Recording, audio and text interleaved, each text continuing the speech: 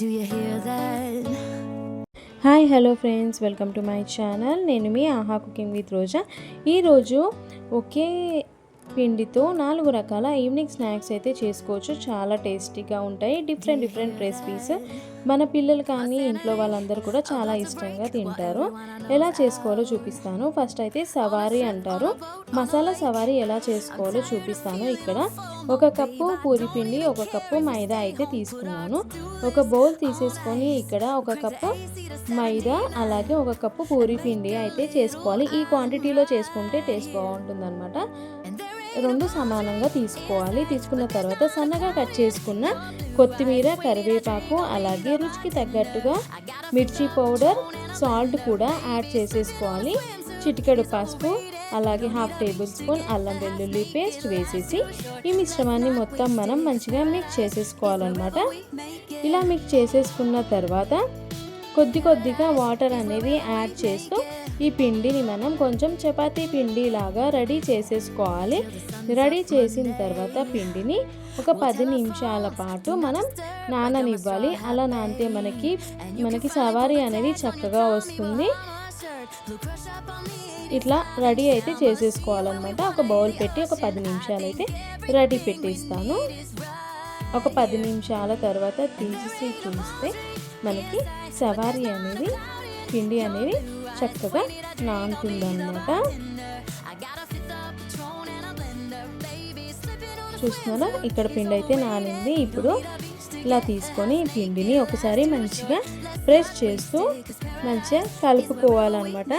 ఇలా కలుపుకున్న తర్వాత వీటిని 2 భాగాలుగా చేసి ఈ ఒక్క భాగంలో మనం చిన్న ముద్దలు అయితే తీసేసుకోవాలి. మనం సవారీ ఎంత చేస్తామో అంత పూరి సైజ్ కావాలి అంటే పూరి సైజు పిండి ముద్దను అయితే తీసేసుకోవాలి. కొంచెం పెద్దగా అంటే పెద్దగా నేనైతే ఈ సైజ్ అయితే తీసేసుకున్నాను.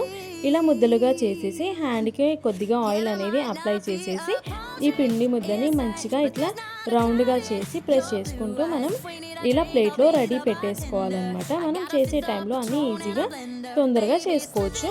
ఇప్పుడు చపాతీ పీట తీసేసుకొని చపాతీ బెలాన్సే కట్ట ఉంటుంది కదా, దాంతో ఈ సవారీని మనం సన్నగా చేసుకోవాలి. సన్నగా అంటే సేమ్ మనం పేపర్ ఎలా ఉంటుందో అలా సన్నగా ఈ సవారీ అనేది చేసేసుకోవాలన్నమాట. ఇలా చేసుకుంటేనే ఇవి క్రిస్పీగా వస్తాయి.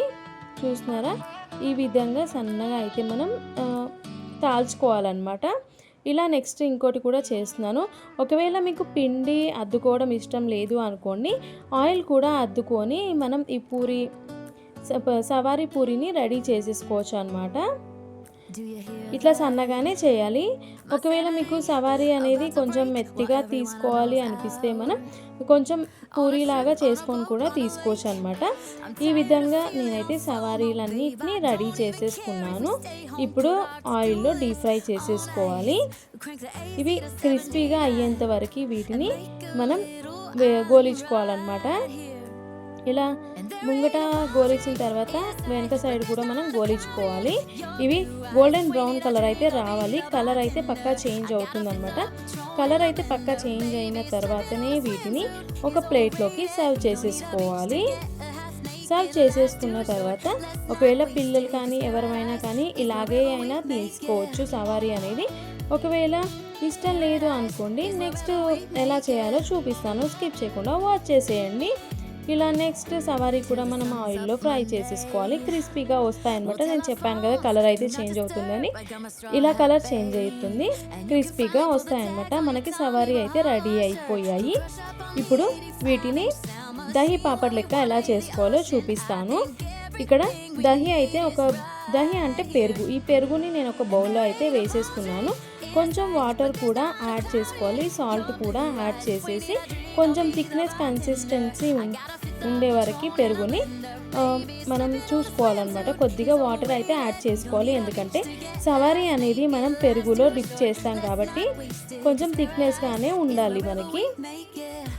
నేను చూపిస్తున్నాను కదా, ఈ విధంగా ఉంటే సరిపోతుందన్నమాట. ఇప్పుడు సవారీ ఉంది కదా, ఆ సవారీని మనం దీంట్లో ఈ మజ్జిగలో డిప్ చేయాలి. ఇలా మంచిగా ఒక 2 మినిట్స్ వరకు అలా ఉంచితే మనకి సవారీ కూడా చక్కగా నానుతుందనమాట.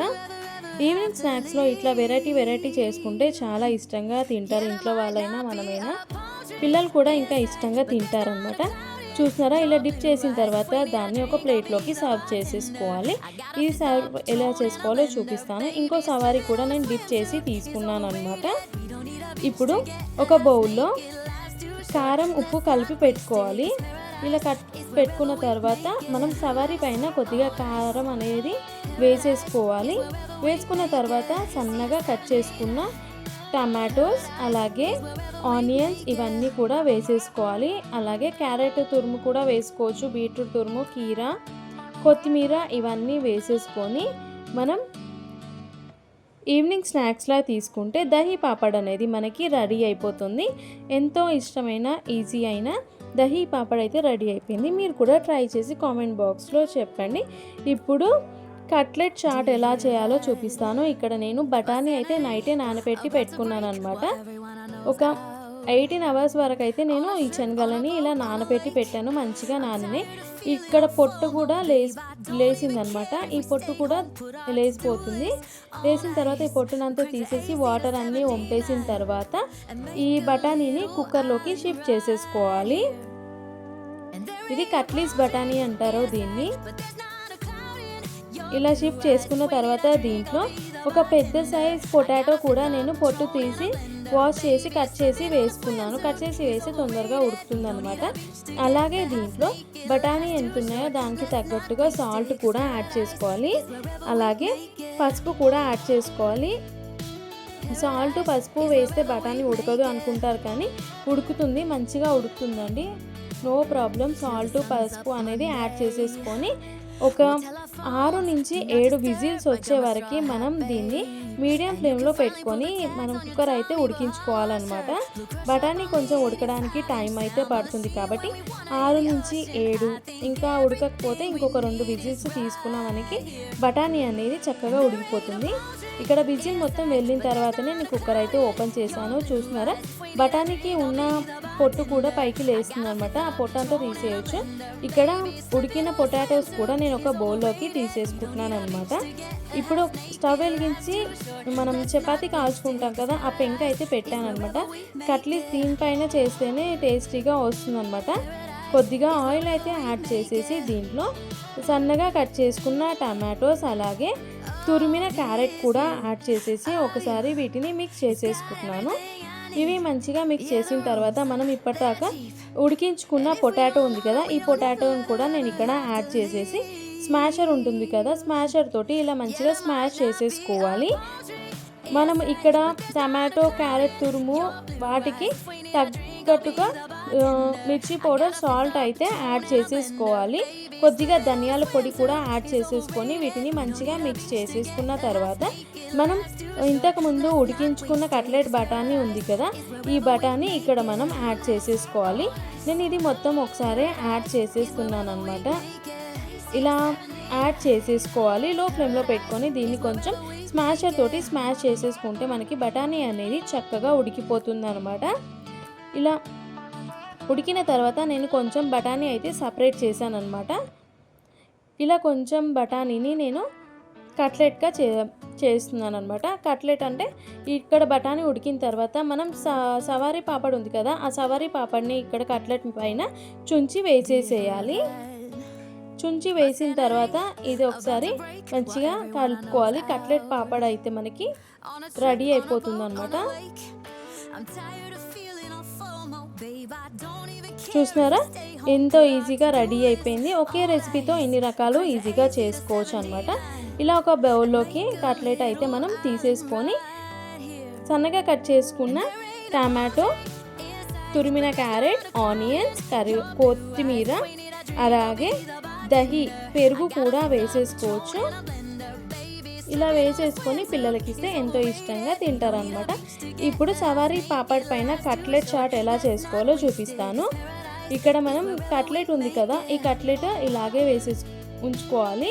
ఇప్పుడు ఒక ప్లేట్లోకి సవారీ పాపడ్ తీసేసుకొని ఈ సవారీ పాపడ్ మీద మనం ఉడికించుకున్న కట్లెట్ ఉంది కదా, ఆ కట్లెట్ అయితే ఈ విధంగా వేసేసుకోవాలన్నమాట. ఈ విధంగా చేస్తే కూడా ఇది కూడా ఒక టైప్ ఆఫ్ రెసిపీ స్నాక్ అండి. సన్నగా కట్ చేసిన టమాటో, తురిమిన క్యారెట్, కొత్తిమీర, ఆనియన్స్ ఇవన్నీ వేసేసుకొని దహి కూడా వేసేసి మనకి పాపిడి కట్లెట్ అయితే రెడీ అయిపోతుంది. ఇవి వేడిగా ఉన్నప్పుడే తీసుకుంటే బాగుంటుందండి. ఎంతో ఇష్టంగా 4 రెసిపీస్ ఈజీగా చేసుకొని చూపించాను. మీరు కూడా నా వీడియో చూసినందుకు చాలా థ్యాంక్స్ అండి. మీకు ఏ వీడియో నచ్చిందో నా కామెంట్ బాక్స్లో చెప్పండి. నచ్చితే లైక్ చేయండి, షేర్ చేయండి, సబ్స్క్రైబ్ చేయండి. మళ్ళీ ఒక కొత్త రెసిపీతో ఉంటాను. Thank you all.